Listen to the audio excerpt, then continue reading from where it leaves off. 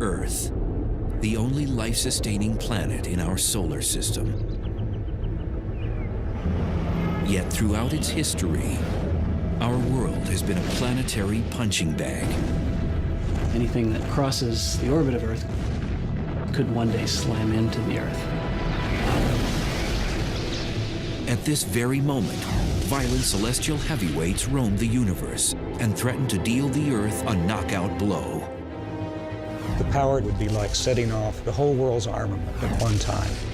It would be like standing next to Hiroshima all over the world. Everything in us would get ripped apart, and your body would fly off to infinity. But some scientists and former astronauts are not willing to go down without a fight. They're racing to track down these cosmic killers before they trigger Armageddon.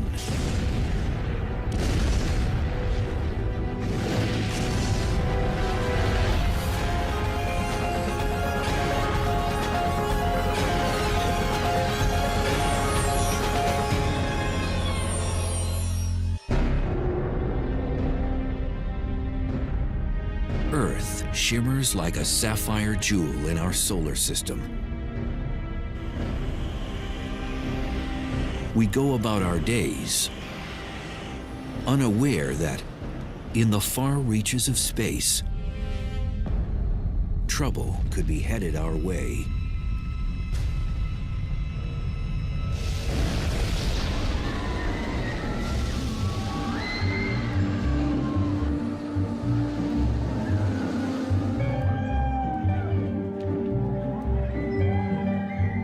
Our solar system is a lot like an amusement park. Earth and most of the other objects carve predictable paths around the sun. Normally, everything is calm and smooth. But at times, things get chaotic and violent.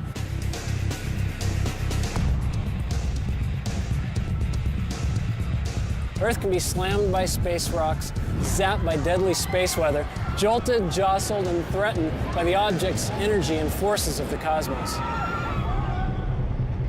The Earth is on a cosmic thrill ride, one that often involves extreme danger.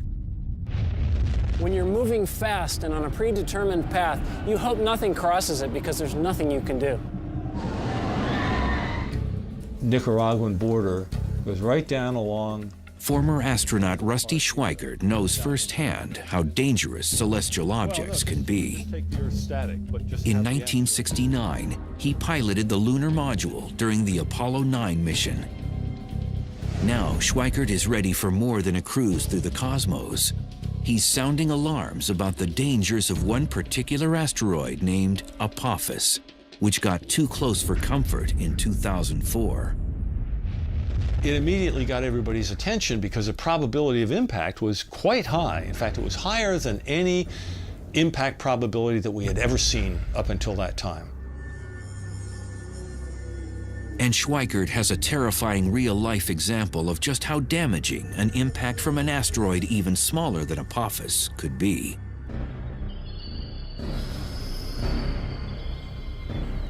June 30th, 1908, 7:15 a.m.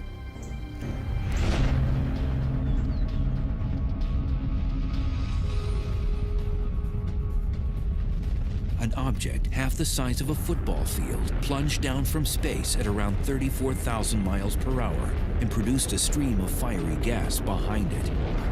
Within minutes, the fireball entered our atmosphere and violently exploded above Siberia's Tunguska forest.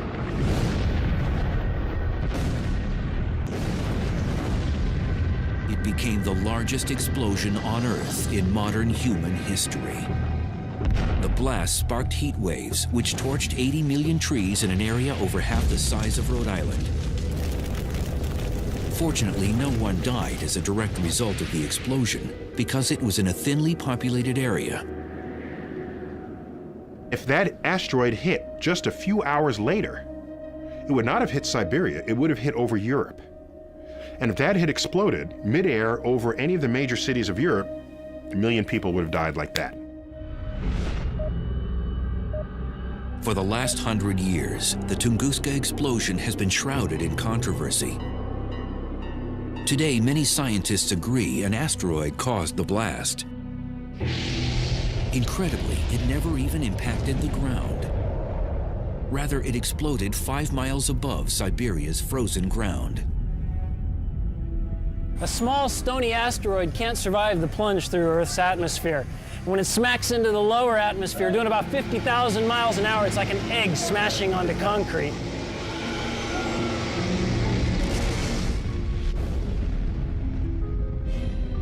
The blast over Siberia released energy equivalent to 15 megatons of TNT, 1,000 times greater than Hiroshima.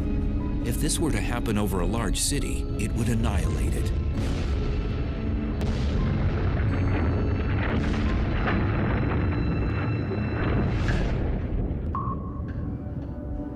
Scientists call these trespassers near-Earth objects, or NEOs.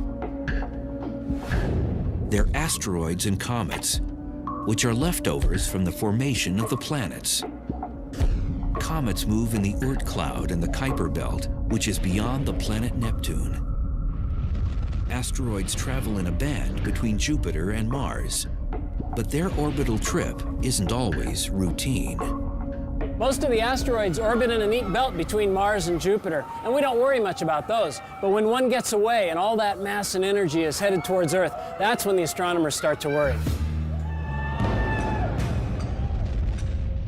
Oftentimes, these cosmic remnants get bumped out of their orbit and head on a collision course with Earth. Our planet's thick atmosphere vaporizes the vast majority of them. But a larger object can knock through our atmosphere and actually impact the ground.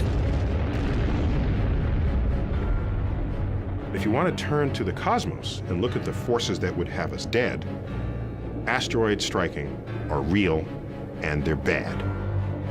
It's happened before, it will happen again. 65 million years ago,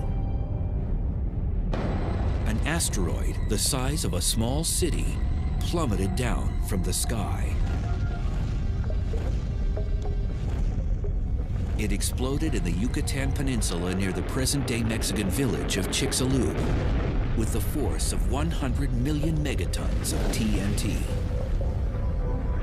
It hits the Earth, cast billions of tons of Earth's crust into the atmosphere, cloaking Earth, blocking out sunlight, knocking out the base of the food chain, and sending a wave of extinction across the tree of life. It is believed the ferocious impact contributed to the mass extinction of the dinosaur. We can think of asteroids as being bad things, but were it not for an asteroid, we wouldn't be here today. Our mammal ancestors were running underfoot, trying to avoid being hors d'oeuvres for T-Rex. T-Rex gets taken out. Well, this opened up an ecological niche that allowed our mammal ancestors to evolve to something more ambitious than a rodent. And out comes the primates, and among the primates we have people. But ironically, the very kind of cosmic boulder that paved the way for humans to exist may one day wipe us off the planet.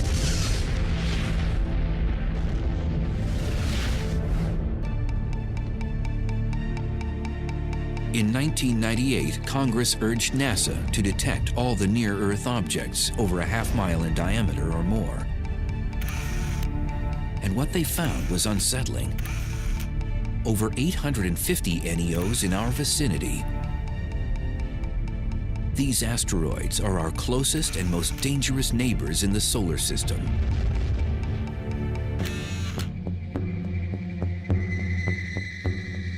Donald Yeomans heads the NEO program at NASA's Jet Propulsion Laboratory. He and his cosmic bounty hunters search for potential killers lurking in our solar system and put them on their most wanted list. Finding these near-Earth objects is somewhat akin to tracking hurricanes. As you track it day after day, you get a better idea of its orbit. You can predict where it's going. You have a better idea of how large it is and if it should hit the Earth, with what sort of velocity. By using telescopic technologies, NASA's Space Guard survey has detected over 90% of all NEOs deemed harmful. These frightening objects could strike the Earth with the energy greater than all the nuclear weapons on our planet today. Such an impact could trigger mass extinction. You wouldn't expect one to hit but every several 100,000 or millions of years. But if one did hit, it could wipe out a fair fraction of the population. So they're very low probability events, but high consequence events. If they hit the Earth, they would have global effects. I mean, not only would you wipe out a continent with really heavy shock waves, but the ejecta would be thrown up in the air and come down all around the planet. The atmosphere itself would get to 1,000 degrees or so, and all the vegetation all over the world where that happened would flash into flames. Cataclysms could also occur with smaller objects. So Congress now asks NASA to locate all NEOs 500 feet in diameter, as wide as the Roman Colosseum. An object that big could decimate a metropolitan area or even a small state. And what worries scientists most is not the asteroids they've discovered, but the ones they have not yet found. At any given time, there's about 24 objects for which we can't yet rule out an Earth impact.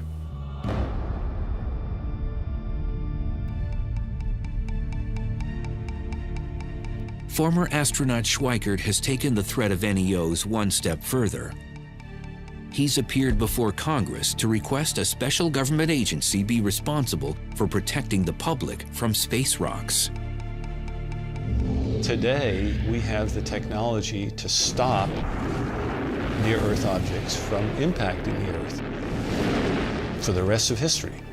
I mean, we can literally now begin to reshape the local solar system so that our survival is enhanced. The question is, will we? Or will we go the way of the dinosaurs?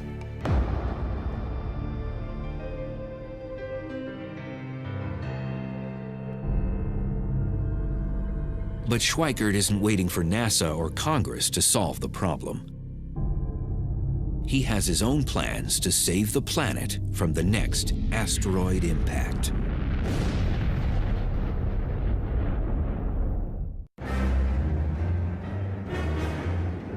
It's hard to believe the Earth has survived over 4.5 billion years, because since its infancy, the planet has taken a beating.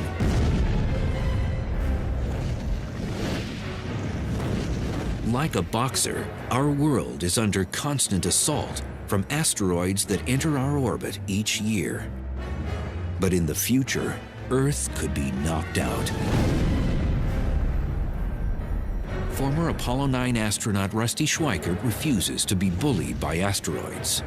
And now he's ready to defend Earth against these harmful rocks. We've discovered that there are these near-Earth objects flying by us all the time.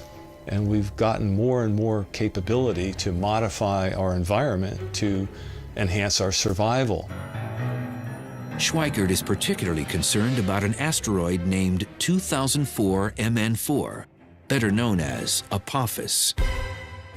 This pockmarked rock, approximately 750 feet in diameter, swept near Earth in 2004.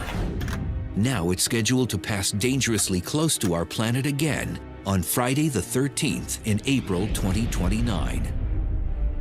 So in 2029, Apophis will come closer to us than our own communication satellites orbiting the Earth. It will be so close that people who are in the right place will be able to see Apophis go by the Earth with your naked eye. You won't even have to have binoculars. That's how close that asteroid is going to come. Apophis has an over 99% chance of missing the Earth in 2029. But if Apophis passes the Earth at a distance of exactly 18,893 miles, it may pass through a gravitational keyhole, a narrow region in space a half-mile wide.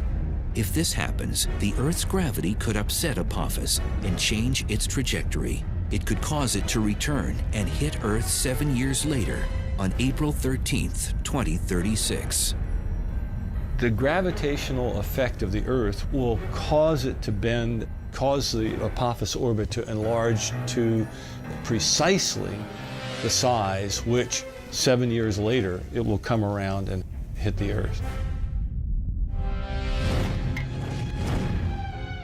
At the present time, Apophis has a 1 in 45,000 chance of delivering a deadly blow in 2036. But even these odds have scientists placing bets. It's one thing to know that there's maybe 1 chance in 45,000 that it's going to hit the Earth, but what you'd like to know, is there 1 chance in 100? Is there 1 chance in 10? Is the probability 1 that it's going to hit the Earth?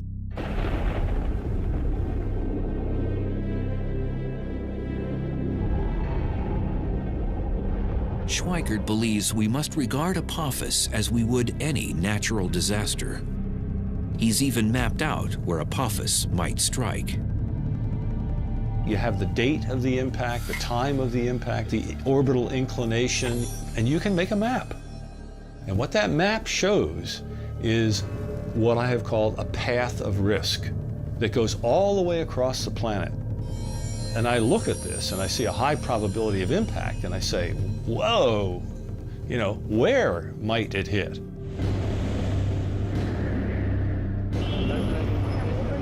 According to Schweikert, Apophis could impact any point along this path of risk.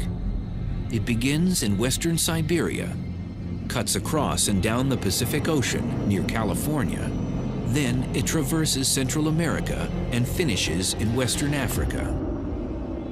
Schweikert proposes a chilling scenario of where Apophis might strike. The asteroid could land in the Pacific Ocean off the coast of California with the force of over 1 million megatons of TNT. Such an impact would create a 5-mile wide, 9,000-foot deep crater in the water, which would unleash tsunamis. Relentless 50-foot waves would pound the coastline, resulting in unimaginable human loss.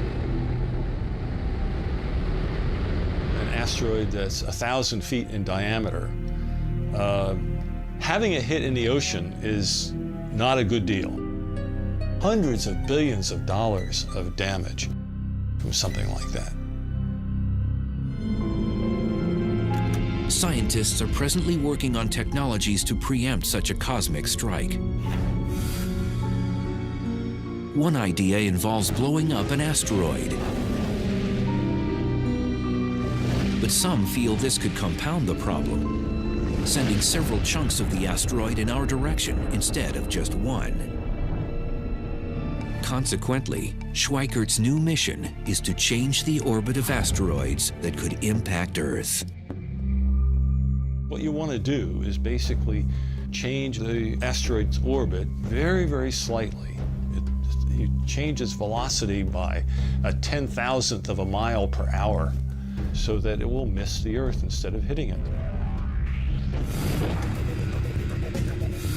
Rusty's colleagues have drafted conceptual designs of spacecraft that could deflect asteroids, particularly Apophis. One would tow harmful asteroids away from Earth. But instead of lassoing the rock like a bull in a rodeo, the tractor will hover in front of it and use gravity as a tow line. If you park in front of an asteroid for a long enough period of time and you stay close enough to it but not touching it, you're going to increase its velocity. Or if you park behind it while it's moving along, you're going to slow it down very slightly. We can change the orbit of an asteroid if we know about it far enough ahead of time. Although a space probe has landed on an asteroid in the past, the most challenging idea is launching a manned mission.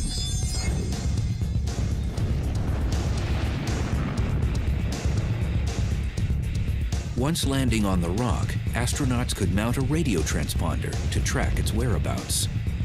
You could just use a robotic mission to go to an asteroid, land, grab a sample, and bring it back. That's not that difficult. What you gain by a manned mission is they can react to interesting areas on the asteroid surface. They could go here, there, and they wouldn't have to rely on remote navigation. Nicaraguan border. Schweikert insists we should remain on high alert regarding asteroid Apophis, and his cause hasn't gone unheard. Now the United Nations plans to draft a treaty which will include who will be responsible for deflecting killer asteroids. That would be a real crime if we are so irresponsible, knowing that this is going to happen, that we continue to do nothing about it.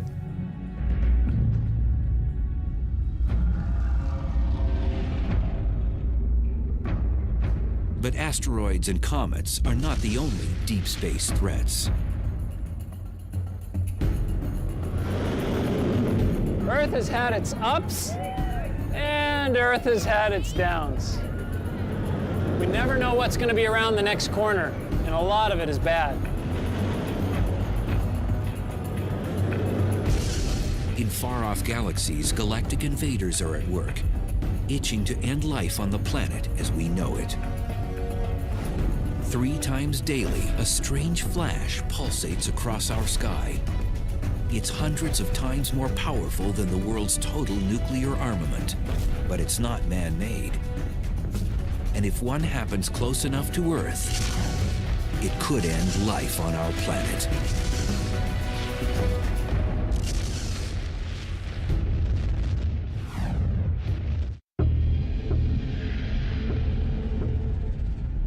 Most Earthlings are unaware of the potential hazards in space, but the list is long and growing. Imagine this. Within our own galaxy, the Milky Way, a massive star explodes, sending a lethal burst of energy rocketing toward our planet. This is a gamma-ray burst, the biggest explosion to rock the universe since the Big Bang. In the cities and countryside below, there's no warning of what's about to happen. And then it strikes. It would be equivalent to standing 1 mile away from Hiroshima, any place on the Earth. The potent radiation cooks the upper atmosphere. Our ozone layer roasts. Across the hemisphere, human beings burn to death from radiation 100 times the fatal dose.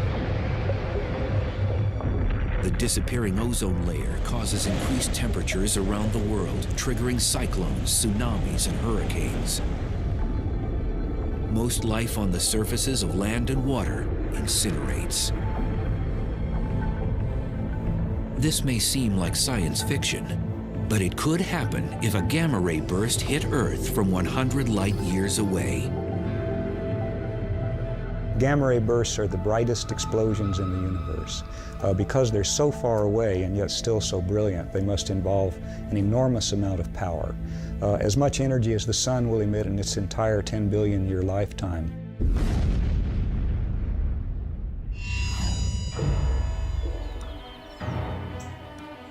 As a young student, Stan Woosley always liked experiments that go boom.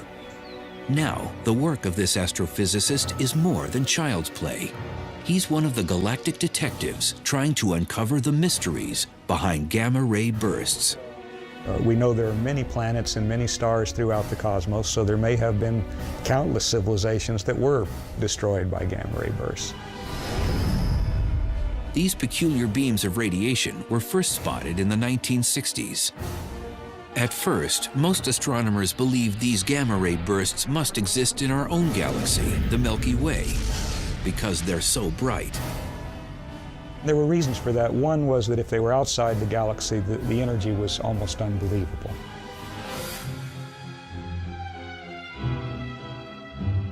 But at the time, even the most powerful telescopes couldn't determine their location and distance, because the bursts lasted for a few seconds, then disappeared. But then astronomers wondered, what about their afterglow? Cosmic explosions typically leave behind some luminous residue that sometimes lasts for days or weeks. In the late 1990s, satellites used upgraded optics and X-ray detectors to finally capture a gamma-ray burst's afterglow. It became clear that gamma-ray bursts actually were cosmological, coming from very far outside of our galaxy, from millions and billions of light years away. And that meant their energy had to truly be astronomical. To get some idea of how incredibly bright a gamma ray burst is, we could represent the brightness of our sun by this relatively dim LED, and we could represent the brightness of the gamma ray burst by the very, very intense searchlight that's behind me. Isn't that incredibly bright? Unfortunately, with this comparison, the searchlight is not nearly bright enough to represent fully the gamma ray burst, and in fact, we would need 100 billion such searchlights to have an adequate comparison. The gamma ray burst is equivalent to the brightness of 1,000,000 trillion suns. These massive bursts could decimate Earth. But what causes them? We are quite convinced that the common gamma ray burst comes from the death of a massive star, at least 10 times the mass of the Sun. And such stars are quite rare, by the way. Woolsey masterminded a groundbreaking model of how gamma-ray bursts may be created. When an extremely massive star dies, it collapses into a black hole. Black holes are created when a collection of matter collapses to such a high density that light itself cannot escape. But Woolsey proposes that some of the star resists getting sucked into the center of the black hole.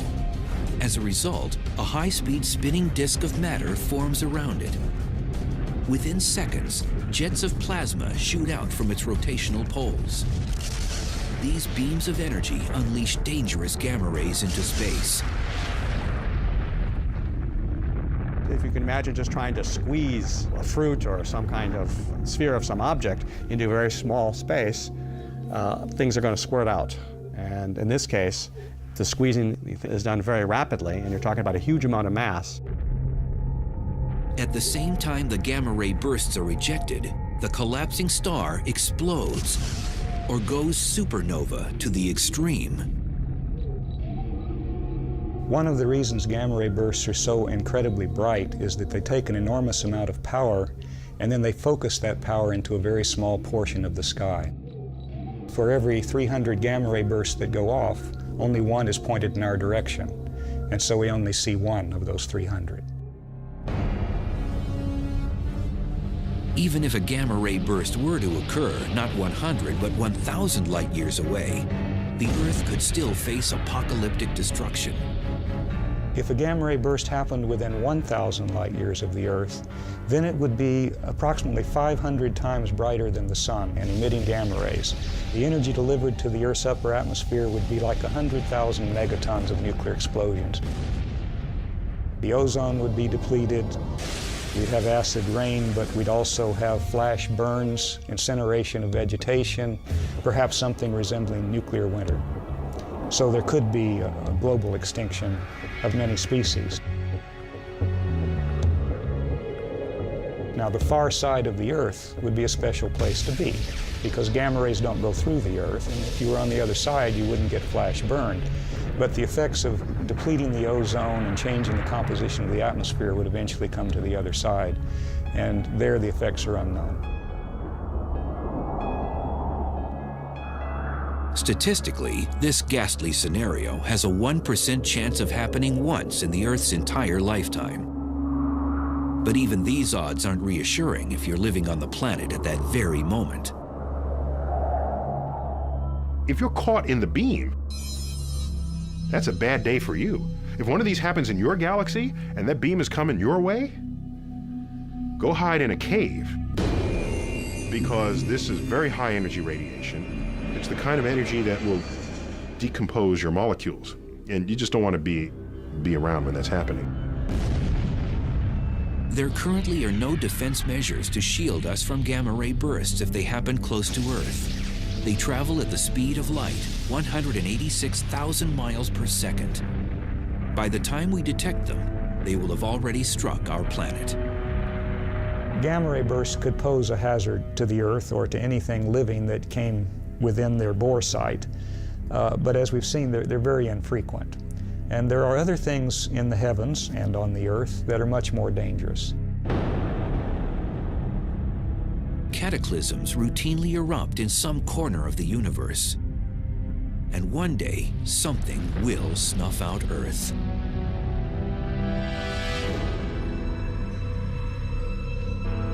Most of the time, our ride around the sun is gentle and uneventful like this Ferris wheel. And as long as nothing gets in our way, we could go on like this for millions of years. But sooner or later, we know that this smooth ride will come to an end. We just don't know when. Sadly, our planet's ultimate demise will probably come from the very thing that provides us life.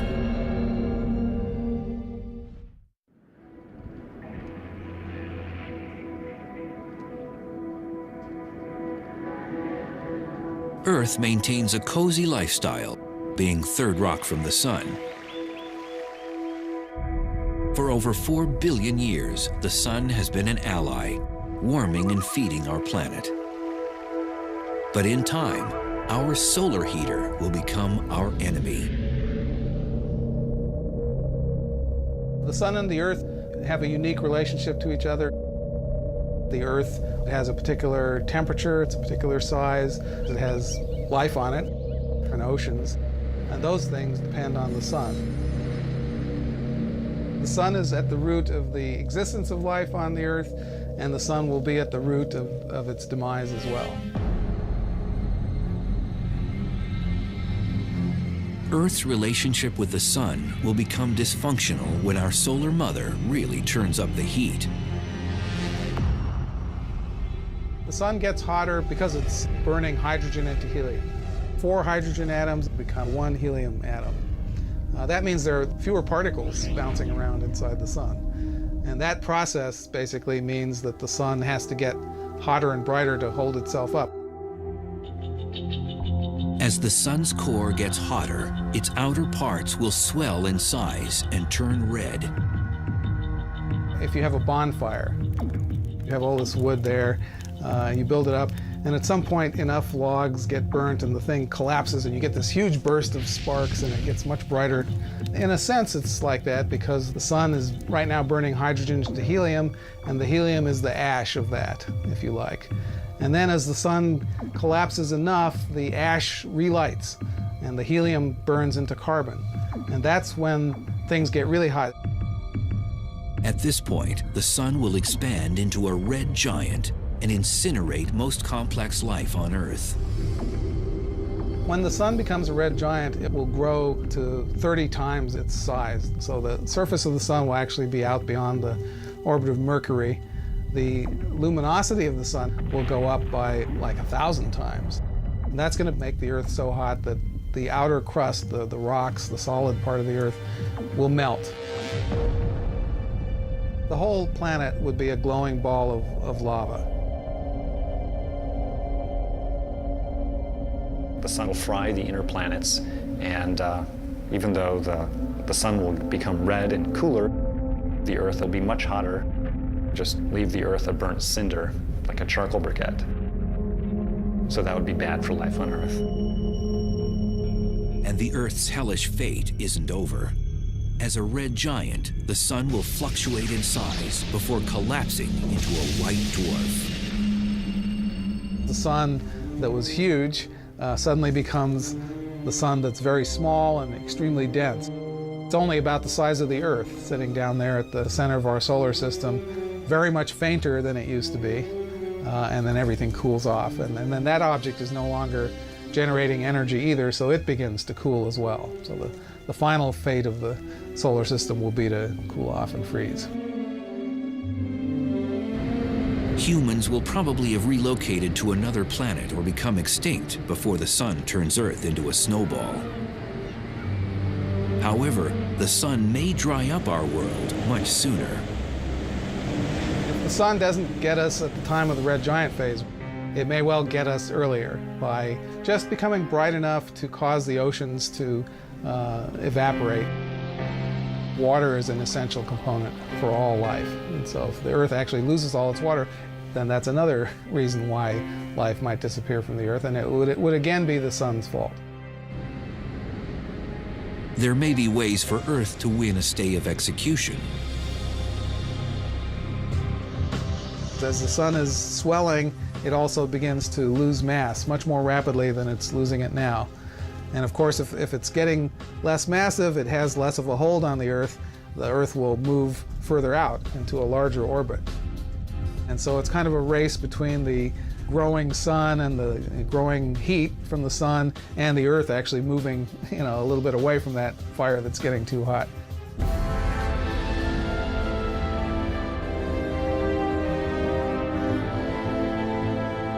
If our planet somehow manages to avoid getting fried or frozen by the sun, its future remains increasingly bleak.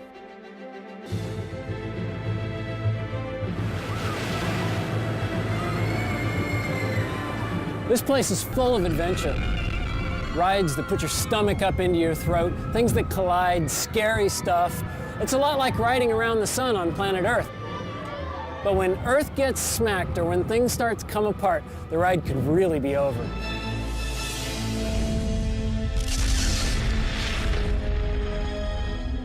I don't know what that means for the universe to end, because I like time. I live in it. So it's hard to imagine time ending.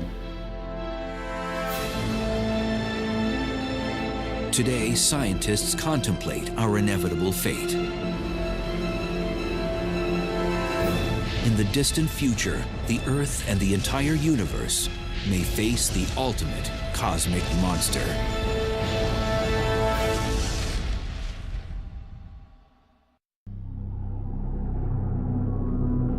No one suspects that Earth's most lethal enemy lurks amongst the stars. But in the future, and without prior warning, a cosmic Grim Reaper will unleash the ultimate Armageddon.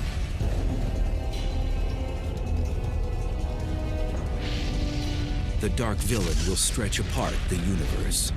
Galaxies themselves will split apart. Stars and planets will tear to shreds.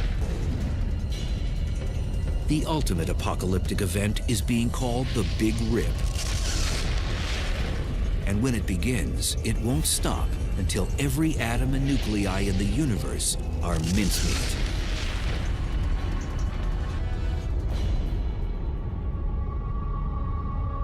The Big Rip, it really is the end of the universe. It's not like we're the last ones at the party wondering what's going on and we can go do something else. It's really like you've turned off all the lights and the universe just ends.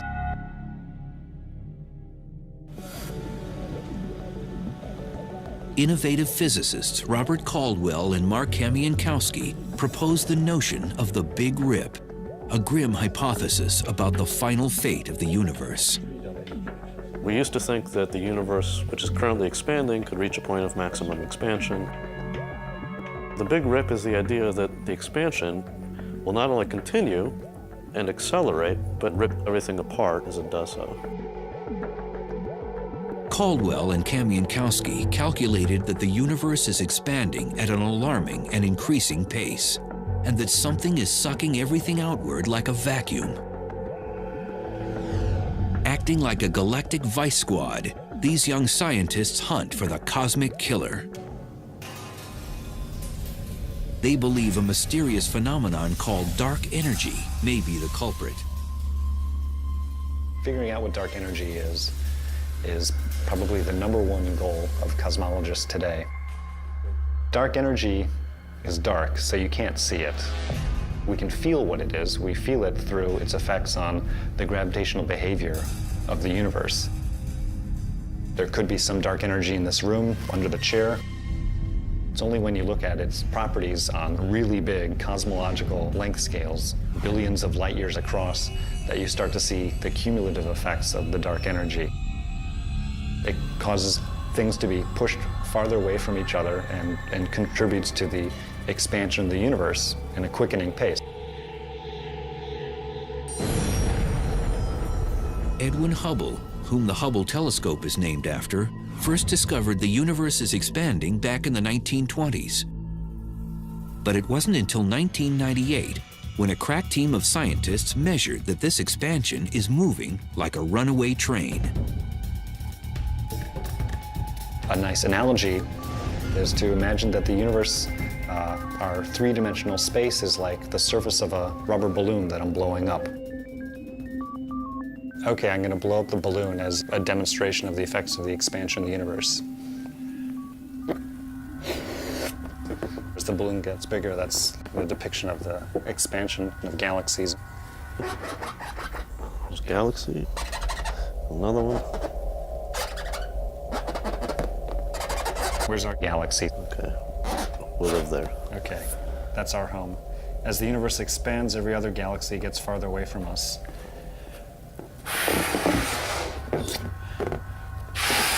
In ordinary expansion, each galaxy stays the same size. But if you have super accelerated expansion, then the galaxies themselves can each expand, which is sort of what's happened here. If I could blow it up fast enough to depict a big rip, then the balloon would explode. That's like space-time not being able to take it and coming to an end. So instead, we'll just pop a hole in the balloon. That's the big rip. According to Caldwell and Kamienowski, the universe has no hope of surviving the Big Rip. They've even come up with a countdown to this apocalyptic event. The Big Rip kind of rolls up its sleeves and progressively takes apart the universe layer by layer, working from the outside in, going from the largest scales to the smallest scales. 1 billion years to pull apart clusters of galaxies, then hundreds of millions of years to pull apart galaxies themselves, and then down to the size of a solar system, we're talking hundreds of thousands of years, and then to tear apart the Earth itself would take less than an hour. It's kind of interesting to think about what that would look like. If I'm in my protective capsule watching things happen, I would see this wall of darkness that starts coming towards us. I would no longer, at that point, be able to see any stars. The Earth, layer by layer, will be peeled off and ejected away. Everything in us, the molecules that hold us together, would get ripped apart, and every atom that makes up your body would fly off to infinity in a very short period of time. Fortunately, mankind doesn't need to lose sleep over the Big Rip. Caldwell and Kamienowski estimate that it will climax 50 billion years from now, when the universe is over 3 times its current age. What's really fun for us is to try to figure out whether this is actually what's going to happen, to paint the science fiction scenario of what might happen and to think what might happen to us.